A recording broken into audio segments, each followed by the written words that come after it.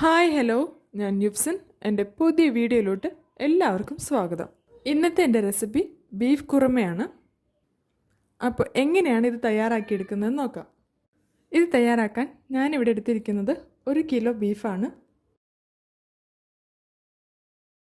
ഇതിലേക്ക് ചതച്ചെടുത്ത വെളുത്തുള്ളി 1 table spoon, ഇഞ്ചി 1 ടേബിൾ സ്പൂൺ, 4 പച്ചമുളക്, ഇതിലേക്ക് മല്ലിപ്പൊടി 1 ടേബിൾ സ്പൂൺ, കുരുമുളക് പൊടി 1.5 table spoon, garam masala 1/2 teaspoon, ഉപ്പ് ആവശ്യത്തിന്.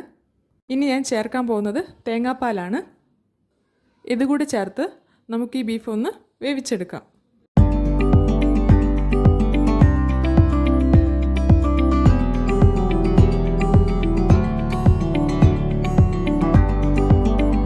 ഇനി നമുക്ക് വേണ്ടത് കുറച്ച് കാഷ്യൂ ആണ്. ഞാനിവിടെ ഒരു 10-20 കാഷ്യൂ നേരത്തെ വെള്ളത്തിൽ സോക്ക് ചെയ്ത് വെച്ചതാണ്. ഇതൊന്ന് അരച്ചെടുക്കാം. ഒരു പാൻ ചൂടാക്കി 2 ടേബിൾ സ്പൂൺ വെളിച്ചെണ്ണ ഒഴിച്ചു കൊടുക്കാം.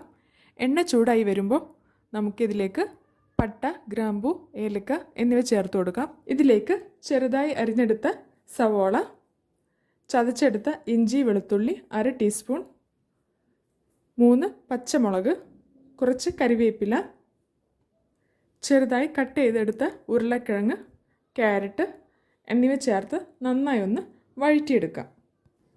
ക്യാരറ്റും ഉരുളക്കിഴങ്ങും ഒന്ന് നന്നായി കുക്കായതിനു ശേഷം നമ്മൾ നേരത്തെ വേവിച്ച് വെച്ച ബീഫ് ചേർത്ത് കൊടുക്കാം.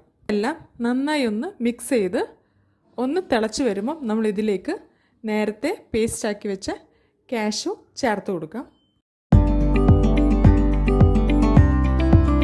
എല്ലാം നന്നായി ഒന്ന് മിക്സ് ആക്കി എടുത്തതിന് ശേഷം നമുക്കിതിലേക്ക് തേങ്ങയുടെ 1/4 പാൽ ചേർത്ത് കൊടുക്കാം. ഇനി നമുക്ക് കുക്ക് ചെയ്യേണ്ട ആവശ്യമില്ല. നമുക്ക് ഫ്ലെയിം ഓഫ് ചെയ്യാം. ഫ്ലെയിം ഓഫ് ചെയ്തതിന് ശേഷം നമുക്ക് കുറച്ച് മല്ലിയില ചേർത്ത് കൊടുക്കാം. അതിൻ്റെ ഒപ്പം തന്നെ കുറച്ച് സവാളയും കുറച്ച് കാഷ്യൂവും നമ്മൾ എണ്ണയിൽ വറുത്തെടുത്തത് അതും കൂടെ ഒന്ന് ചേർത്ത് കൊടുക്കാം. അപ്പോൾ ഇത് നമ്മുടെ ടേസ്റ്റി ആയിട്ടുള്ള ബീഫ് കുറുമ ഇവിടെ തയ്യാറായിട്ടുണ്ട്. ഇത് നമുക്ക് വെള്ളപ്പത്തിൻ്റെ കൂടെയോ ചപ്പാത്തിയുടെ കൂടെയോ ഒക്കെ കഴിക്കാവുന്നതാണ്.